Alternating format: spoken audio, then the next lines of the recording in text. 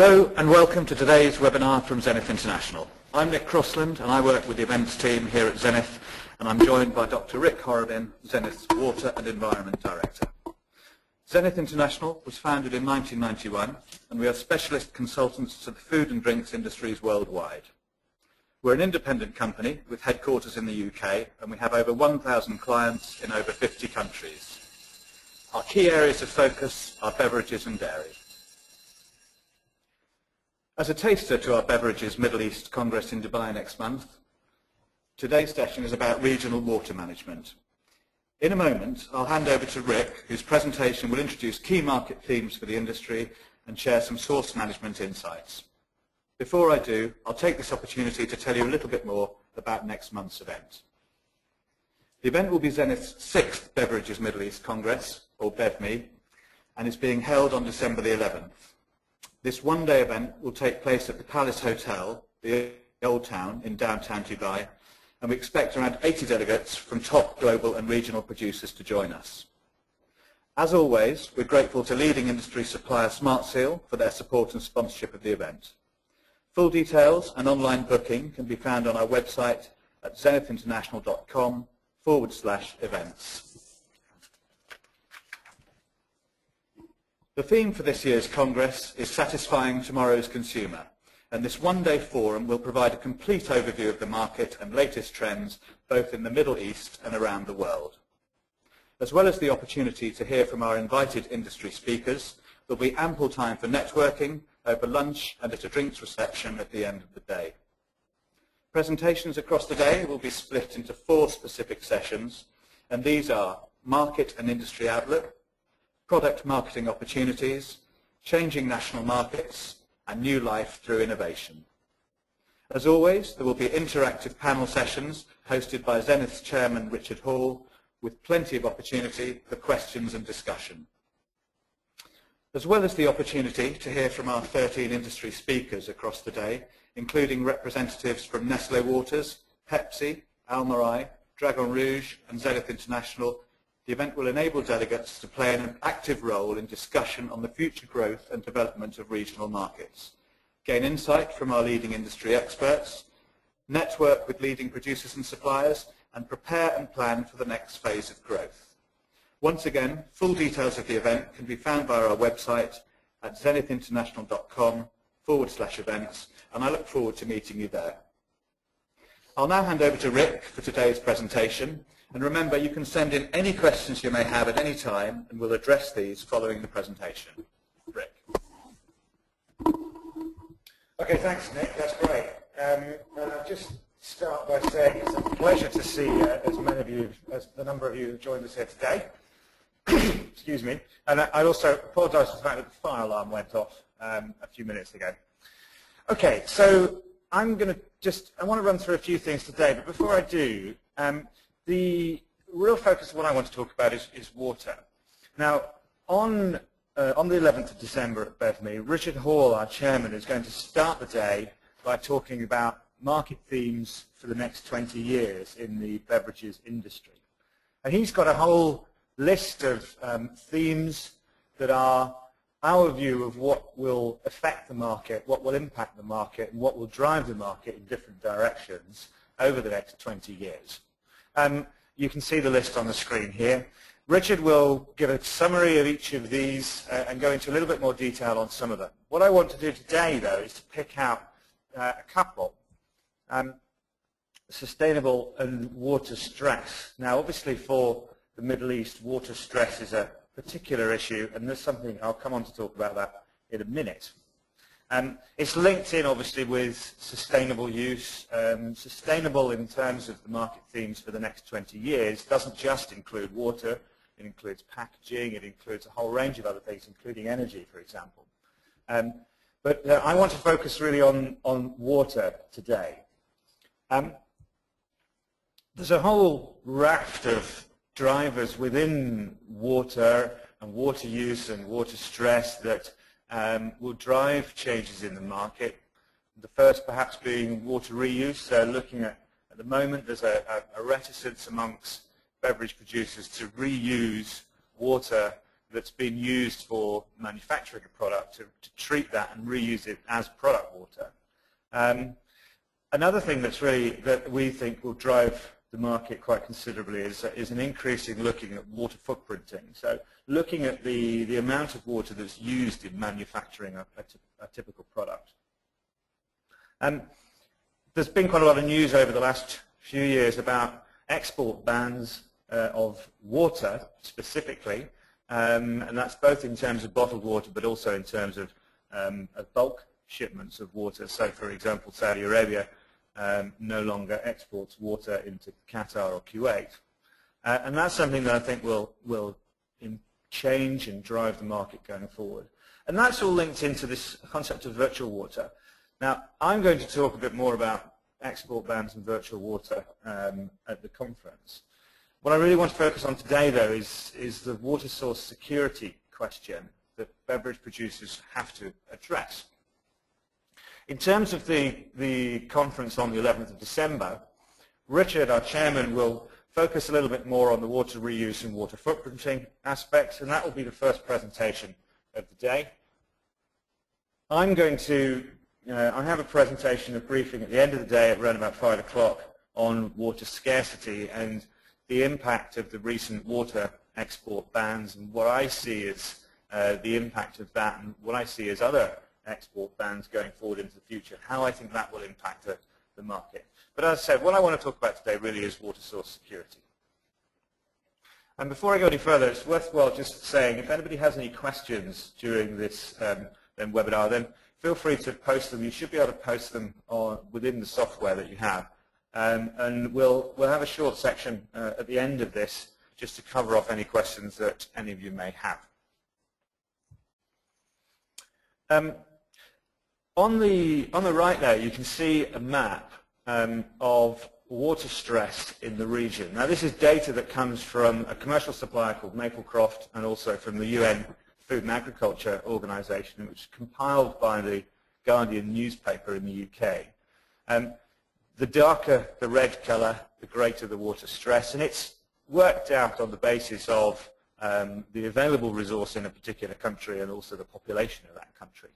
One of the things that's quite clear is that the region of Oman, Yemen, Saudi Arabia, Kuwait, Qatar, Jordan, even up into Israel and Egypt, are under severe water stress. And as populations grow in some of these countries, that situation will only get more severe. There's been a big increase in demand for water in the Middle East in recent history. Some of that's down to changing agricultural practices. A lot of it is simply down to increasing populations. Most of these countries rely on fossil water, on using old water, or on desalinated water. And it's really this water for these countries really is probably one of the greatest challenges, or certainly will be so moving forward into the future. As I said previously, one of the things that's happened is that countries are starting to look to protect their water resources. So there have been export bans on water and now also on other products as well. So let's just have a little bit of a look at that. In terms of water, Saudi Arabia banned exports of water, and that includes water in bottles, sometime during 2011. But it also includes, as I mentioned, it includes tankered water. So there was historically a market for tankered water from Saudi into Kuwait and into Qatar, and that's all stopped. The UAE has recently, this year, announced a ban that came into force in September, and they've banned all exports of bottled water. There's also talk about this in Oman, where actually I believe there is a law in place, but it's not really enforced at the moment. So this covers really only water in terms of the physical water in a bottle or in a tanker. What it doesn't include at the moment is water that is embedded in products or that is contained virtually within products. Saudi Arabia has recently also banned the export of fruit and vegetables that were grown under open irrigation in order to try and conserve water resources in the country.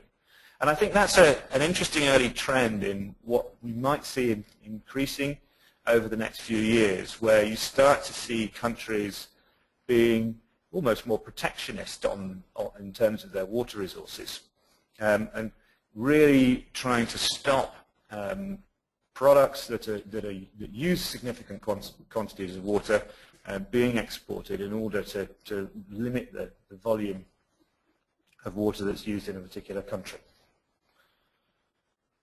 So the message from that really is that water is really important, obviously. We all understand that, but it's changing, and that countries in this region are under stress, and that really beverage producers need to understand exactly what it is that's driving changes in the market in terms of water supply.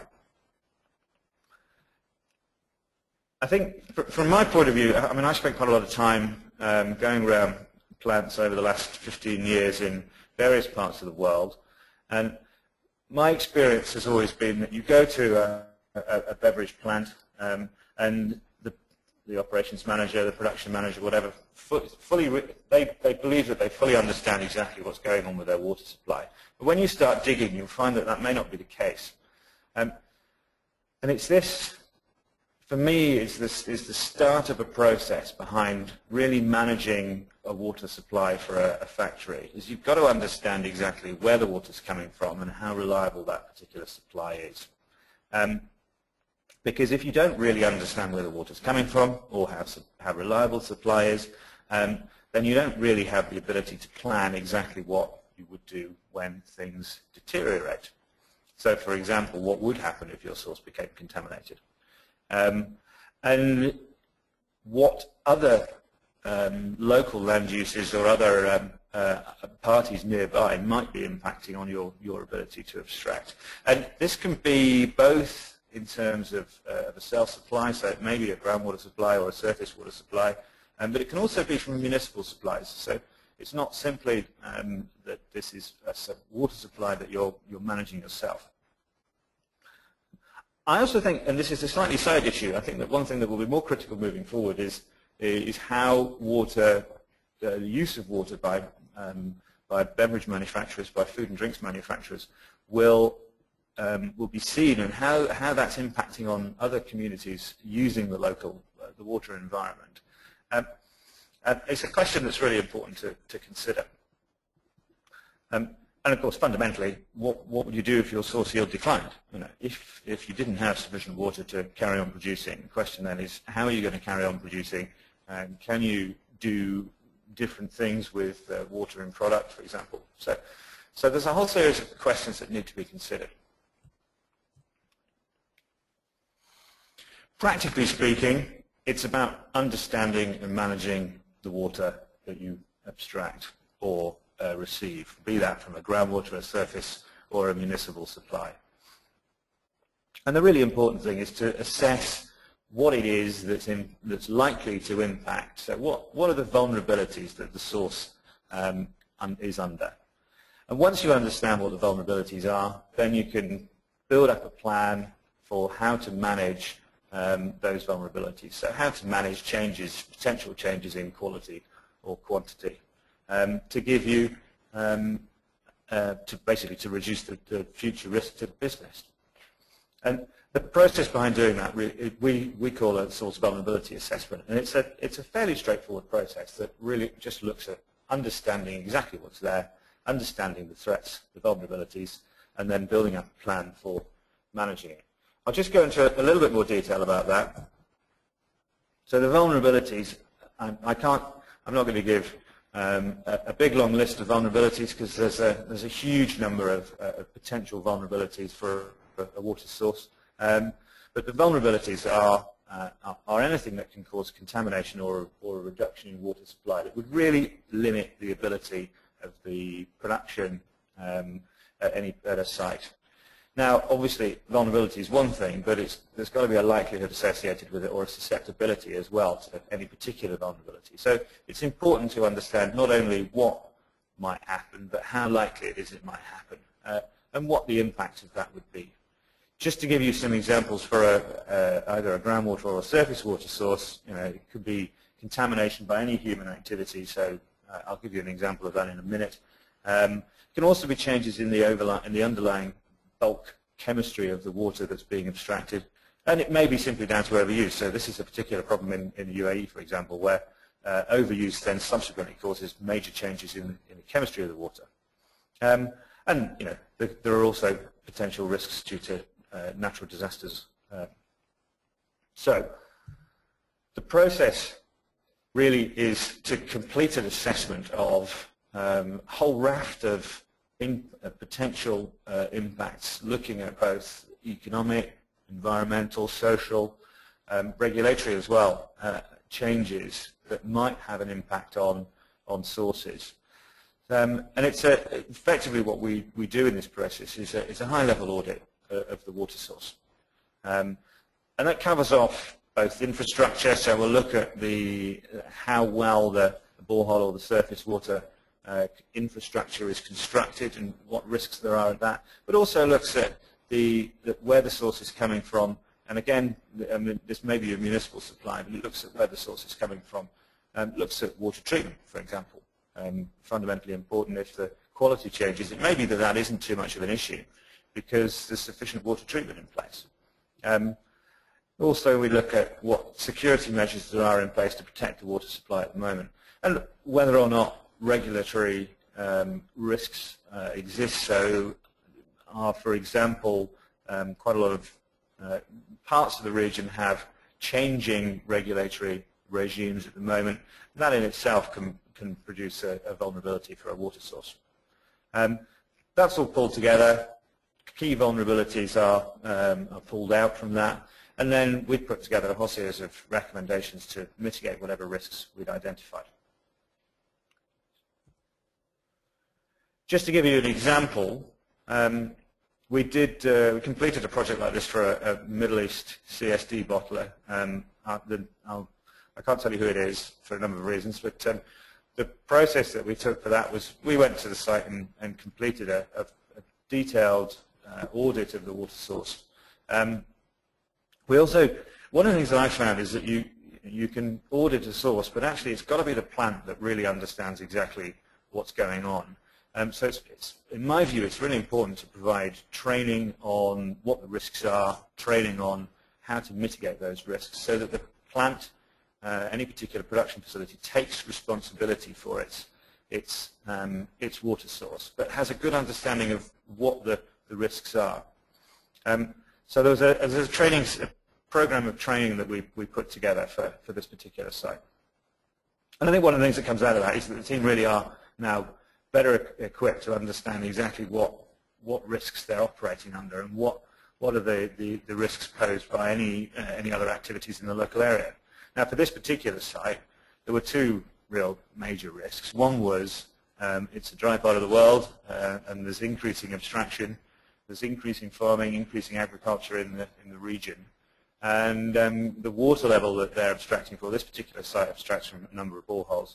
The water level that they're abstracting, the water that they're abstracting, is falling, but they don't know.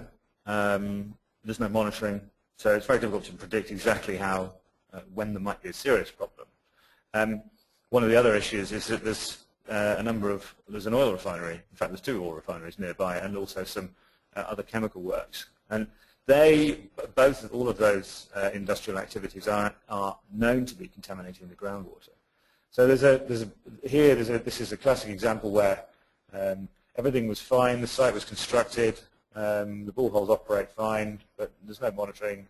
And the key really there is to understand exactly what is going on.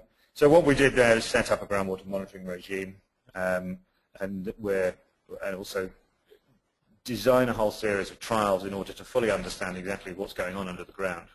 And from that, then you can use that information to try and improve the situation. So the client is now lobbying local regulators to try and control some of the activities in the local area that are polluting the ground, and also to try and minimize abstraction from the area so that their source is protected going forward.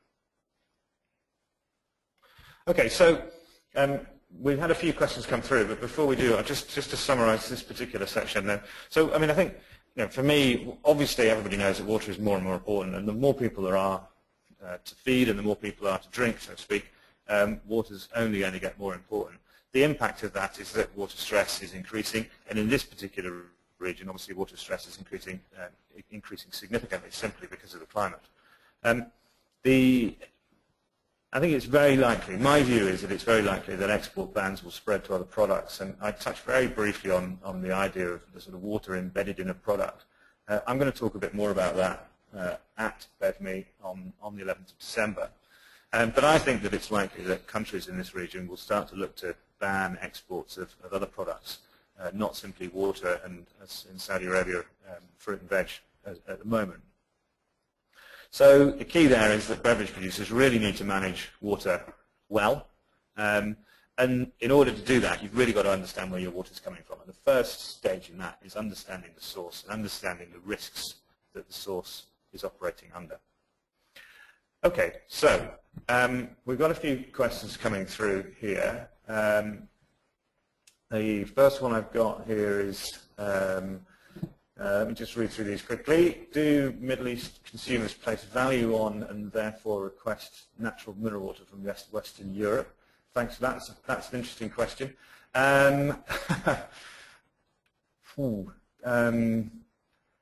think yes, although the most important drivers on, as far as we're aware, on water in the region are quality and taste, and actually probably taste first. There was some research done previously that put quality and taste higher than naturalness. I'd probably equate it more to the US market. This is slightly outside of my area, I'm more technical, but I'd equate it more to the US market where it's technology rather than naturalness.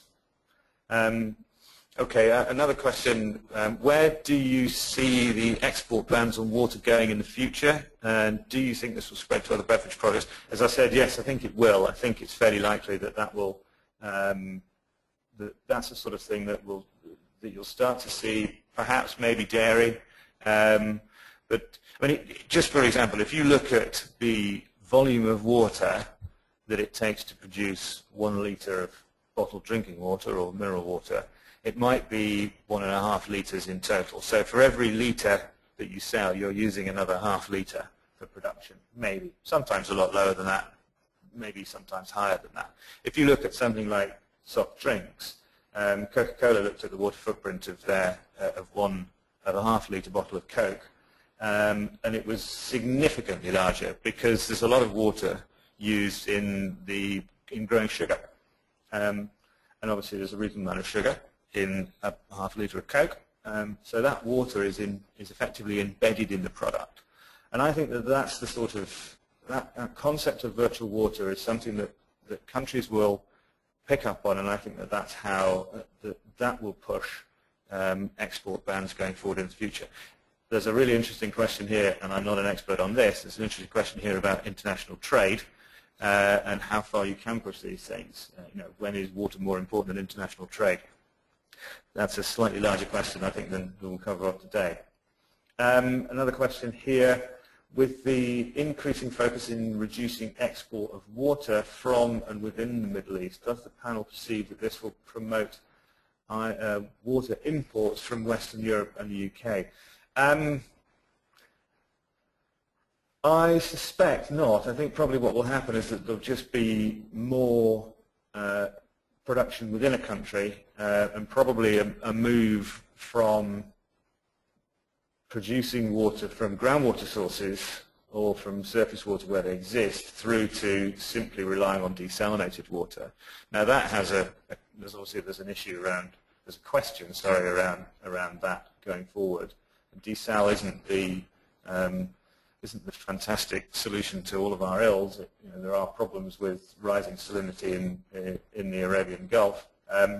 So I think that it's more likely that what will happen is you'll have a move away from sort of natural waters, more towards maybe even manufactured waters that are designed to taste better but that the quality is good of. I think one thing that might happen is, and there has been some discussion about this over the last few years, is about bulk water imports of water for drinking, not for municipal supply. So there has been quite a lot of talk. In fact, we've done a bit of work on this over the last few years. There's been quite a bit of talk about people shipping in tankers full of water from various parts of the world where water is not scarce. I think one of the interesting things, though, is that actually if you look at, for example, the question about Coca-Cola and the volume of water that's embedded in Coca-Cola, then water, in terms of drinking water, is a sort of relatively small part of the, what am I trying to say, the amount of water that's embedded in Coca-Cola, for example, is significantly higher than in water, so in a bottle of water. So it's more important to consider products that use a lot of water. So, for example, if Saudi was manufacturing something that had a very high water content, that might be seen as a problem. Somebody's asked the question, actually, is desalinated water safe to drink? I think we'll take that as the last question, because we've got a couple of other slides just to go. Desalinated water safe to drink, there's no evidence that it isn't. There's a question about the taste, and it's safe to drink almost certainly comes down to whether or not the distribution system is adequately clean. Safe is an interesting question. Most of the sort of unsafe waters, for want of a better phrase, are down to microbiological contamination, and that's probably not a result of the source, it's more as a result of the distribution system. Okay, so if we don't have any further questions, then that's great. What I'll do is I'll just hand back over to Nick, who's going to finish with a couple of slides. So thank you very much for your attendance from my side. If anybody has any further questions, you can you'll have my email at the bottom of the presentation. So I'll just hand back over to Nick now. Thank you. Great, thank you very much, Rick. A couple more slides, as Rick mentioned. Apologies, because I think this one was earlier on in the pack. But just a quick sort of rundown of Zenith services for anyone who's not familiar with Zenith International. Obviously, do have a look at our website, zenithinternational.com. But briefly, our consulting side of the business covers market intelligence, business strategy, mergers and acquisitions, factories and production, new product development, and of course water, energy and the environment. And we're also able to provide comprehensive market research reports and databases and sales data pooling. We have our industry events, of course, and there's some confirmed for 2013 already. So briefly, in April, we'll be in Warsaw with our Global Beverages Congress, Switzerland in June for the Global Dairy Congress, and our Global Bottled Water Congress will be in the USA in the autumn, and that will be in association with the IBWA. Regular updates obviously posted on our website with more events to be added in the near future. So that brings us to today's webinar to a close. Thank you very much for listening. The slides and the audio from the session will be available to download from our website, and they should be up a little bit later on today. Thank you very much.